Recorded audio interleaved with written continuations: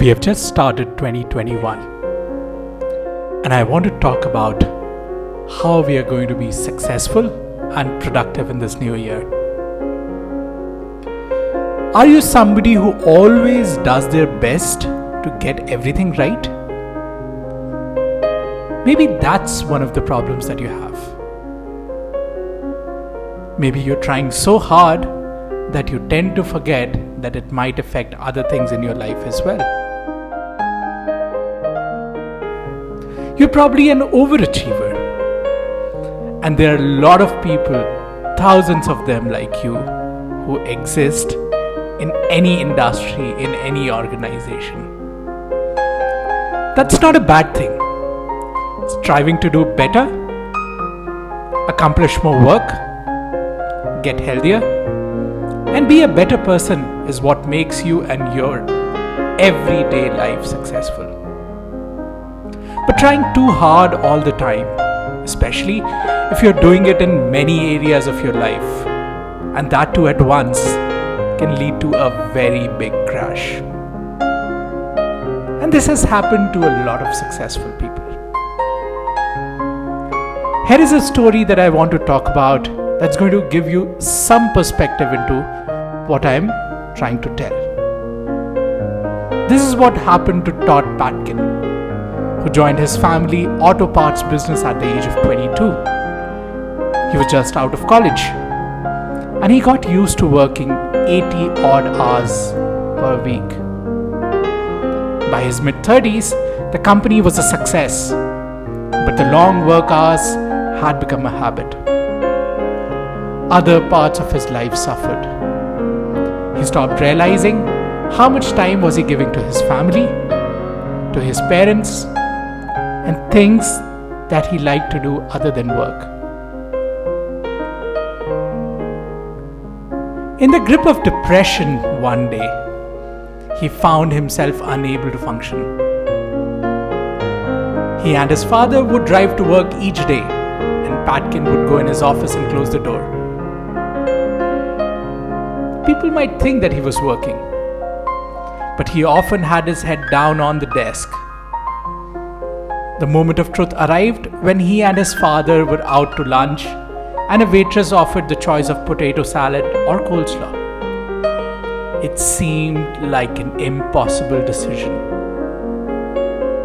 That was the time that he realized, for all intents and purposes, his brain had short-circuited.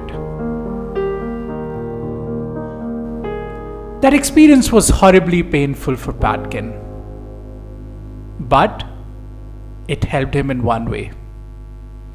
It helped him re-evaluate what he had been doing. With the help of medication to help lift the blackness, he set about figuring out what truly made him happy. This is a journey that he has chronicled in his book Finding Happiness. Cutting back on efforts and activities and looking at what was truly satisfying was the necessary first step. I'm going to talk about a few points, and if you find them similar, you need to start looking at your life in a different way. You're always the one to step up. If an annoying task needs doing and no one else wants to do you always find yourself raising your hand? Cut back, at least some of the time. There should be times when you say, I have done it 5 times in a row. I don't understand why others can't do it. You have to be honest. You keep working ridiculous hours. It's one thing to burn the midnight oil for a week or two in order to finish a major project or to close an important deal. But if overly long work days have become your norm, you just want to make a change now. Remember, work is a marathon, not a sprint. You're going to be doing it for the rest of your life. You just have to work to find that balance. Your best is never good enough. Perfectionism is a serious danger. Although it's human nature, it's a very bad idea to do most things right and hyper focus on the few things that you get wrong. You have to start complimenting yourself. And that feeling that you have done good should also start coming into you. At the end of the day, you made an effort and you did a good job. You're always comparing yourself to others. It could be someone else in your office who appears to have the perfect family, or a competing company that appears to have the perfect product.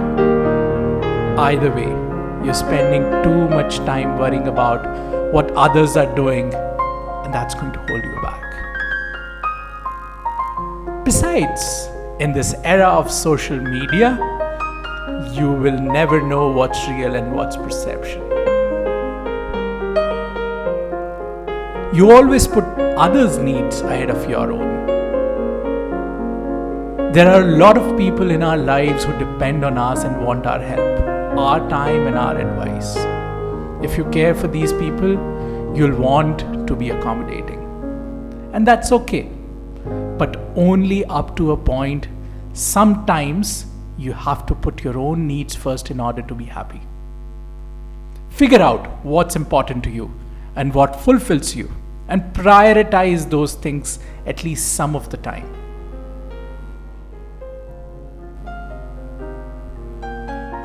You have a large number of goals. There's nothing wrong with goals, but some people overdo it. They have to have something or the other. Maybe body fat has to get reduced this year, so much money in the bank, an activity that has to be done on a weekly basis. If you are putting up so many goals in addition to all the work hours that you have been putting in, it's the time to do some pruning. You should have maybe a counted number of goals. Maybe 2 business goals, 1 or 2 health goals, 1 or 2 relationship goals, and perhaps 1 or 2 goals related to spirituality, mindfulness, thinking about what you can do to relax yourself, calm yourself down. Remember here, the main message is, if you want to be happy, create some time for yourself, create some balance in every part of your life, in everything that you do. Remember, your life here is a marathon, not a sprint, and you are in it for the long haul.